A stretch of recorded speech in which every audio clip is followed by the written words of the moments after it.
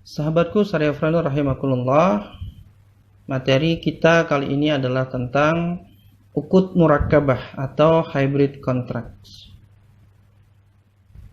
Apa yang dimaksud dengan hybrid contracts dalam bahasa kita? Itu artinya adalah penggabungan akad atau multi akad.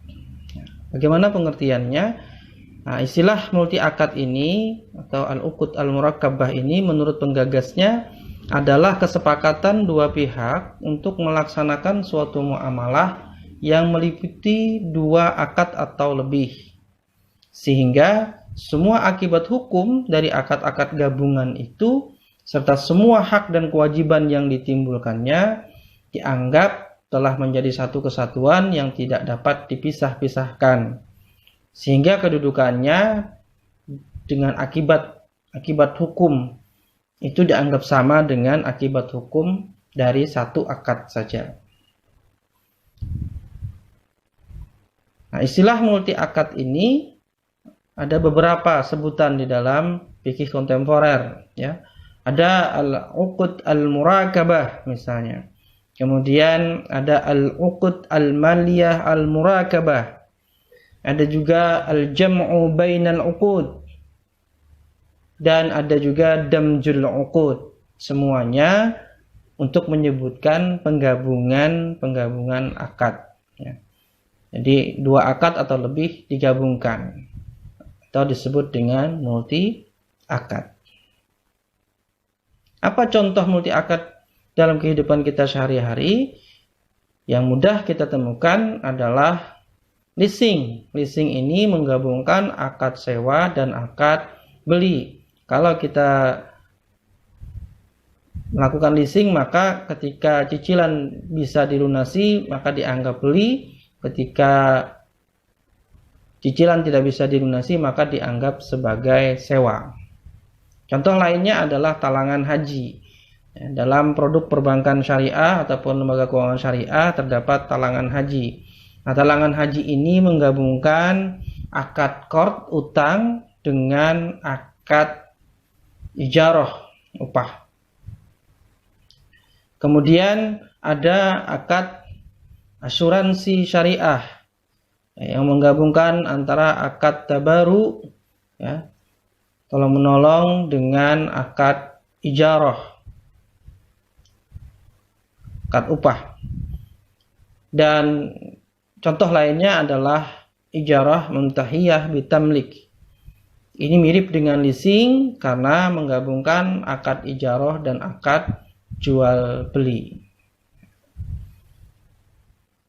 Nah, saudaraku syarifun rahimakumullah, bagaimana hukum akad multi akad ini di dalam Islam? Maka ada ikhtilaf atau perbedaan pendapat di kalangan para ulama. Ada yang membolehkan multi akad, ini sebagian kecil ulama, dan ada yang mengharamkan multi akad. Ini adalah pendapat jumhur ulama.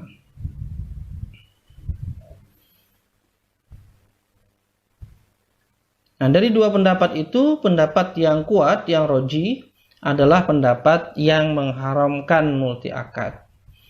Ada 4 alasan, ya, menguatkan pendapat yang haram ini atau pentarjihannya, yaitu yang pertama adalah dalil-dalil hadis yang ada dengan jelas telah melarang multi akad atau menggabungkan dua akad ke dalam satu akad atau dua akad lebih ke dalam satu akad.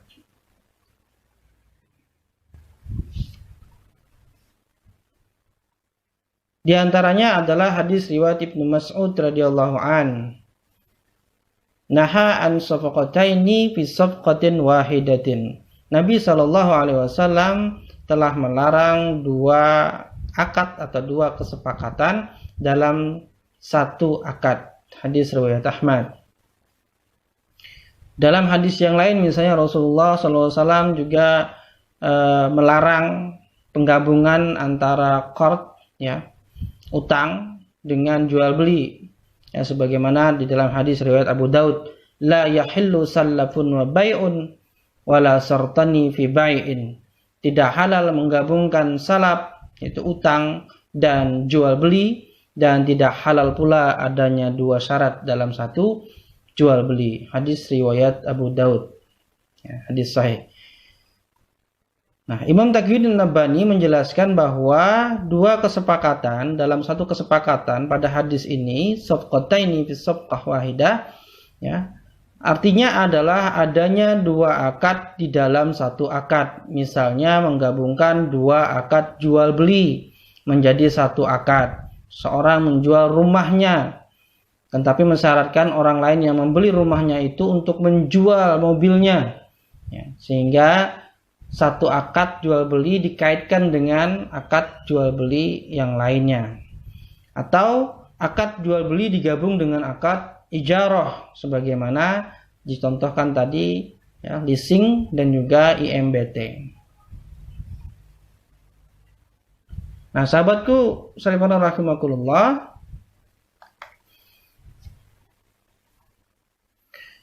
tarjih yang kedua, kaidah fikih yang dipakai pendapat yang membolehkan tadi, yaitu al-aslu fil muamalah al-ibahah, ini adalah pendapat yang kurang tepat, ya, yang tidak tepat. Kenapa? Karena ditinjau dari asal-usul dari kaidah ini, kaidah fikih ini sebenarnya adalah cabang atau lahir dari kaidah fikih yang lain, yaitu kaidah fikih yang berbunyi al-aslu fil asya al-ibahah man lam yarid dalilut tahrim. Hukum asal sesuatu itu adalah boleh sampai ada dalil yang mengharamkannya. Nah, kaidah ini al-aslu fil asya al-ibahah ini sungguhnya hanya berlaku untuk benda atau materi, tidak dapat diberlakukan pada muamalah, sebab muamalah itu adalah perbuatan, bukan benda, ya. Dia adalah aktivitas manusia. Mengapa dikatakan bahwa kaidah tersebut hanya berlaku pada benda? Karena nas-nas yang menjadi dasar dari kaidah al-aslu fil asya al-ibahah itu berbicara tentang hukum benda atau materi, ya, bukan tentang muamalah. Salah satu yang mendasari kaidah ini adalah Quran surah Al-Baqarah ayat 29, mana Allah Subhanahu wa taala berfirman, "Walladzi khalaqalakum ma fil ardi jami'an." Dialah Allah yang menjadikan segala yang ada di muka bumi untuk kamu. Itu hukum asal. Jadi segala sesuatu benda yang ada di muka bumi ini, hukum asalnya itu adalah boleh berdasarkan ayat ini. Karena kata-kata ma pada ayat tersebut, ma fil ardi, segala sesuatu yang ada di muka bumi, itu menunjukkan kepada materi, ya, bukan perbuatan atau yang lain.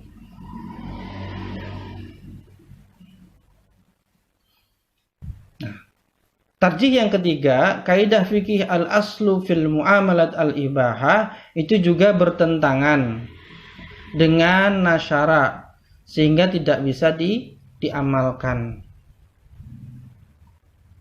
Nasyara yang dimaksud itu adalah hadis-hadis Nabi Sallallahu Alaihi Wasallam yang menunjukkan bahwa para sahabat Rasulullah selalu bertanya lebih dahulu kepada Nabi dalam muamalah mereka.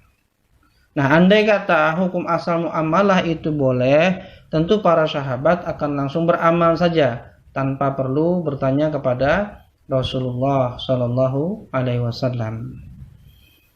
Nah, di antara contoh, ya, para sahabat yang bertanya kepada Rasulullah adalah pada hadis yang terkait dengan muamalah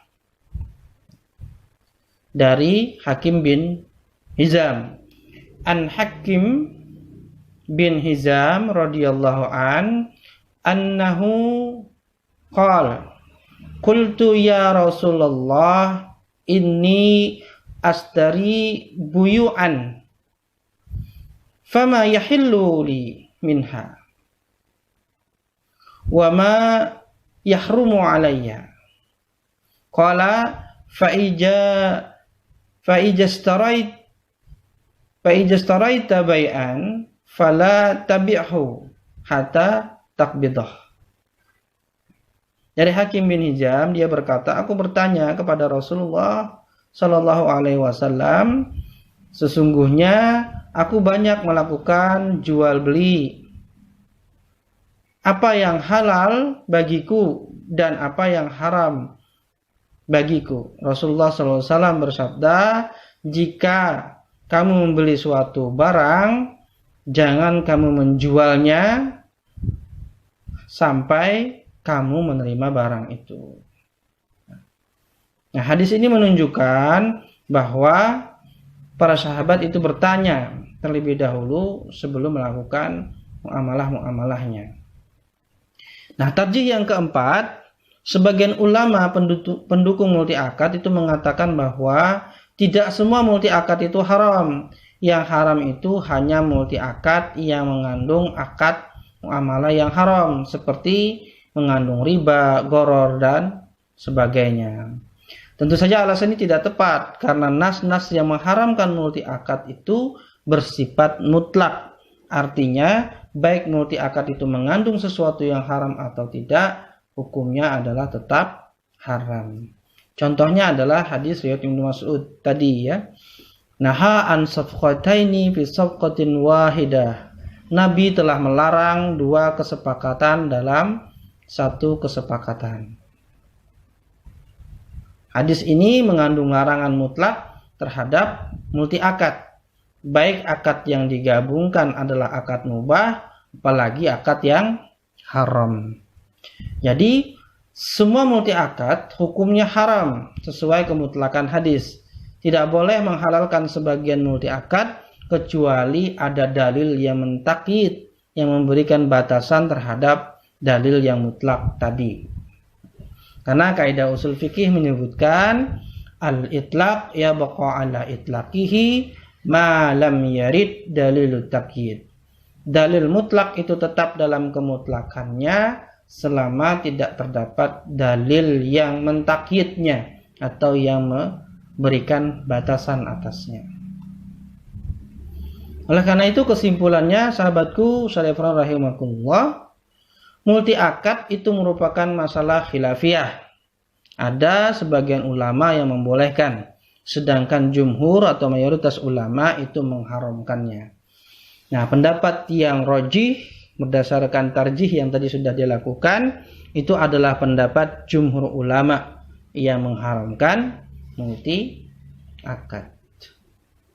Demikian wallahu a'lam bishawab.